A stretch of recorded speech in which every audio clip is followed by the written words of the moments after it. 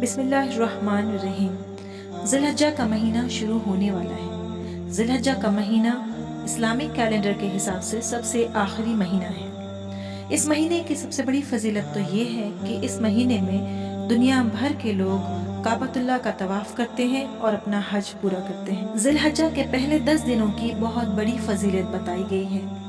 सहाबा कराम इन दिनों अनथक इबादत किया करते थे। इन 10 दिनों की फजीलत बयान करते हुए प्यारे नबी फरमाते हैं कि अल्लाह के नज़दीक इन 10 दिनों से ज़्यादा कोई दिन अजीज नहीं है और इन 10 दिनों में किए जाने वाले अमाल से ज़्यादा कोई अमाल अजीज नहीं है। तो बस हमें कसरत से इन 10 दिनों में ला इलाहा इल्लल्लाह, अल्हम्दुलिल्लाह और अल्लाहु अकबर पढ़ना चाहिए। इन कलिमात में अल्लाह की हम्द भी है, हमारी शहादत भी है कि हम अल्लाह के अलावा किसी को इबादत के लायक नहीं मानते और हम ये भी बयान कर रहे हैं कि अल्लाह सबसे बड़ा है। इन कलिमात के बदले तीसरा कलमा भी पढ़ा जा सकता है, सुभान अल्लाहि वल्हम्दुलिल्लाहि वला इलाहा इल्लल्लाहु अल्लाहु अकबर। तो इसमें तीनों कलिमात का मजमुआ यानी जमा है और सुभान अल्लाह का इजाफा भी है, मतलब एक्स्ट्रा हम सुभान अल्लाह भी पढ़ रहे हैं। इसके अलावा अल्लाहु अकबर, ला इलाहा इल्लल्लाह, वल्लाहु अकबर वलिल्लाहिल हम्द, ये भी पढ़ा जा सकता है क्योंकि इसमें भी तीनों चीज़ें आ जाती हैं, तीनों बातें इसमें भी मौजूद हैं। एक रिवायत के मुताबिक इब्न उमर और अबू हुरैरा रज़ियल्लाहु ताला अन्हु इन 10 दिनों में बाजार में निकल जाते और ये तक़रीबात पढ़ते, तो लोग उनको सुनकर तक़रीबात पढ़ने लगते।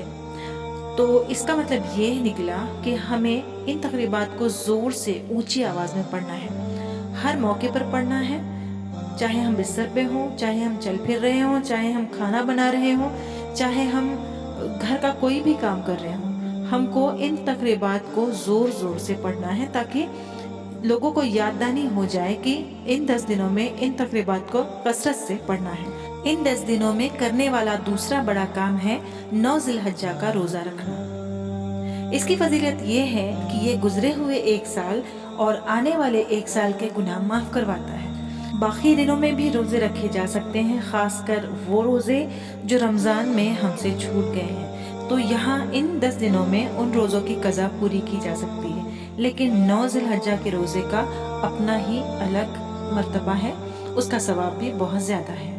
इन 10 दिनों में करने वाला तीसरा और सबसे अफजल अमल है कुर्बानी। छोटे जानवरों की भी कुर्बानी की जा सकती है और बड़े जानवरों की भी की जा सकती है ताकि ज़्यादा से ज़्यादा गरीबों तक गोश्त पहुंच सके। अब ये तो हुई उन कामों की लिस्ट जिनको इन 10 दिनों में करना है, लेकिन हमें ये भी देखना है कि इन 10 दिनों में कौन से ऐसे काम हैं जो नहीं करने हैं। तो एक तरफ तो हमको तस्बीहात करनी है और दूसरी तरफ हमको झूठ, ग़ीबत, चुगली, बुराई से बचना है। किसी को बेकार में ताना नहीं देना है, किसी का मजाक नहीं उड़ाना है, अपनी ज़बान को कंट्रोल में रखना है।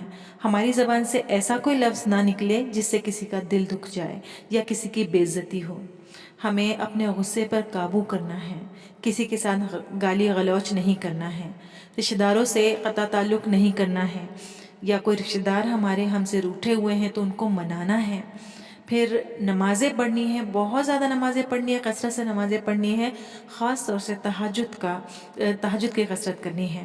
फिर लोगों को पानी पिलाना है, जानवरों को पानी पिलाना है, रिश्ते बहाल करने हैं, सदका खैरात सभी करना है।